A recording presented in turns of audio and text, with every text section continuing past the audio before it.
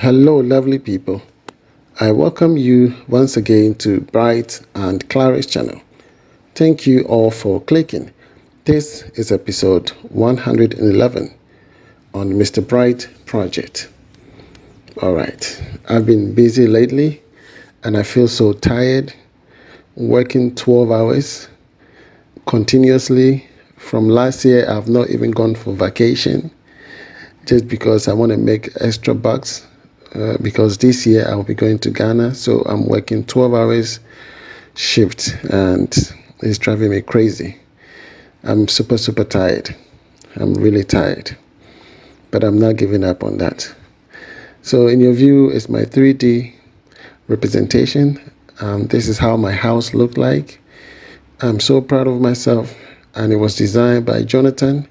In case you need any architectural design, please talk to Jonathan, and Jonathan will assist you. Okay, yes. Not me. I don't design houses. All I do is help people to build their houses. And so in case you need my help, please do not hesitate. My numbers will be popping up on the screen. Do give me a text. You can call me, WhatsApp call me, video call me, and then we will take it from there. I prepare quotes, and quotes come with various prices. It could be $100, $120, $150, depending on the size of your house. Now today we're going to talk about light fixtures, and the cost of my light fixtures is $16,760.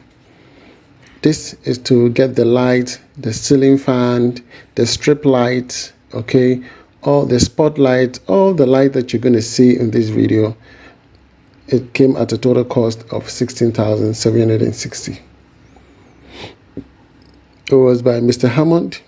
I sent him the money, okay, and he went to the shop and selected those lights for me. So as you can see, my wall lights, this is on a fence wall.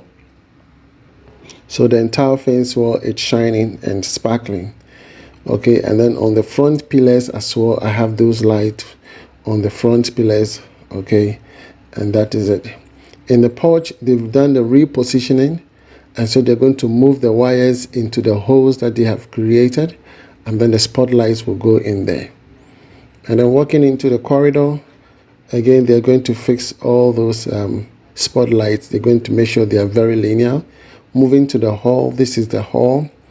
Again, they're going to position all the spotlights. I have 2 chandeliers. Okay, I do not have ceiling fan in the hall because I don't like ceiling fans in a hall in between a chandelier. It looks awkward. So I don't like ceiling fan. That is my preference. I don't know about you, but for me, I don't like ceiling fans in a hall. It doesn't make it beautiful.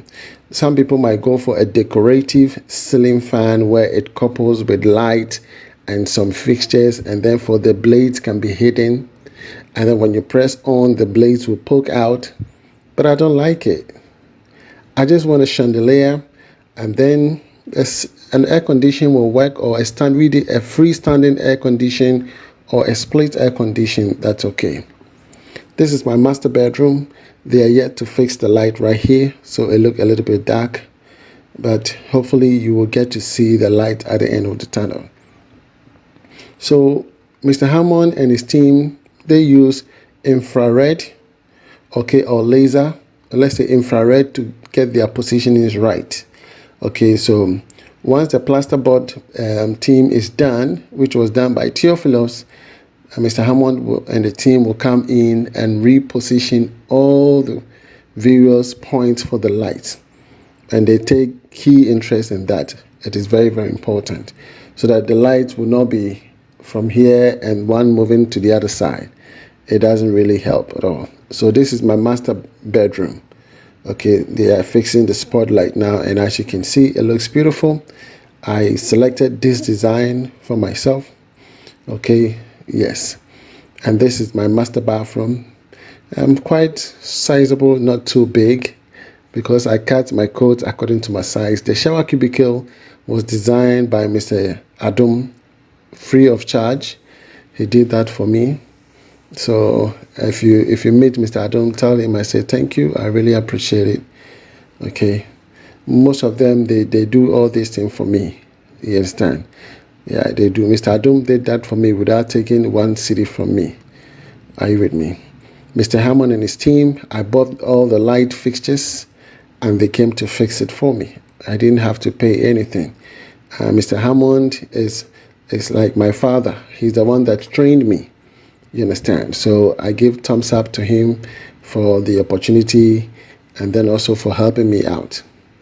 So here is my kitchen, which I showed you in my episode 112 on full kitchen. They did work on the spotlight, okay, all the sockets in the kitchen, the spotlight, and then also the pendant light. It is very, very important. This was as at the time when the kitchen was in progress. We were working on the kitchen setup. At the same time, Mr. Hammond and his team were working on the lights. So that's my pendant light that will be reflecting on the island, and all the spotlights also being worked on. The strip light is yet to be done. They're going to work on the strip light, and then I guess I'll be done with the kitchen. As you already know, the kitchen setup is already done. Lighting features are also going in. Then I'm done. I have to do blinds on the windows, or perhaps I can just leave them like that. Yeah, because I want some amount of air coming in. So we are back at the hall. All the lights have been positioned. Areas where you see those holes is a plasterboard, and that is one significant thing about plasterboard. You can cut it, go inside, do whatever changes you want, and then seal it back up. You understand? So they're going to seal all those holes that you see because it's a plasterboard. You don't have to stain anywhere. They're going to use the same area that they cut and then seal it back in. So that's my haul. I got that one done. Now it was raining, so my plumber got to show me the rains that were coming from the roof, because we did connected all the pipe through and all the way to the ground floor. When it rains, it doesn't stay up there, it comes all the way to the ground. And so this is what he decided to show me. When you have a hidden roof, you get to to see this one. So this is what he decided to show me, because the rain, after doing the corrections at the rooftop, he wanted to make sure that there's no water staying on top of the roof. And so that is a video to show that he's done a good job. All the plumbing works is done correctly, and the water comes out and it doesn't stay on top of the roof. So it is very, very important.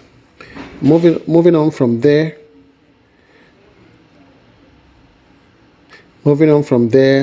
I decided to start working on the plumbing works. Okay, I decided to work on the plumbing works, and plumbing works on the new store, the new shop that I put up, and then the apartment on top of it. We need to lay all the plumbing works, which will be the service line, the sewage, and I think, yeah, and then also for water heater. So I need to do those preliminary checks, and the plumber would have to come and dig the trenches for all the pipe works. They have to check the slope. Once they confirm the slope, then they will begin to lay the pipes. You understand? I needed to do all these layout because I wanted to cast concrete on the entire compound.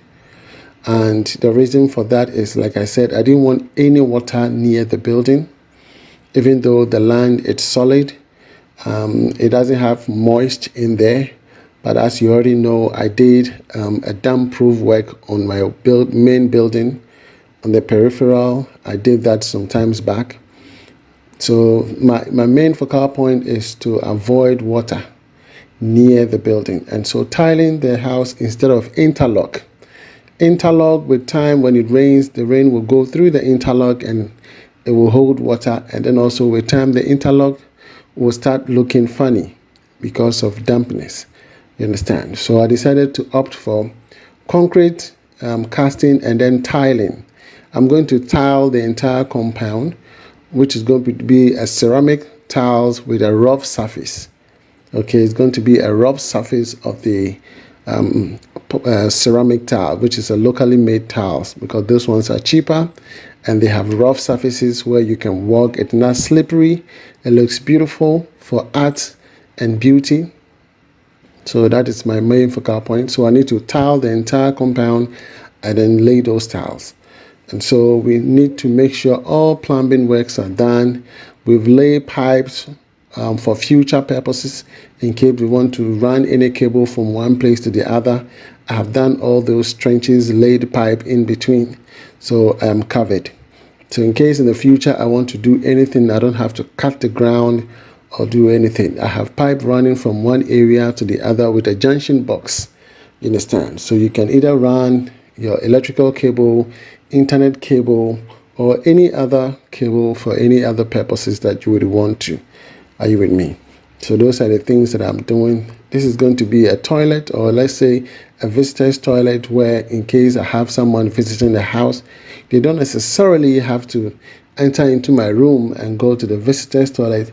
This toilet is on the outside and they can use it from there. So that is my main objective, because I've learned to prevent people getting too much closer. Human beings are dangerous.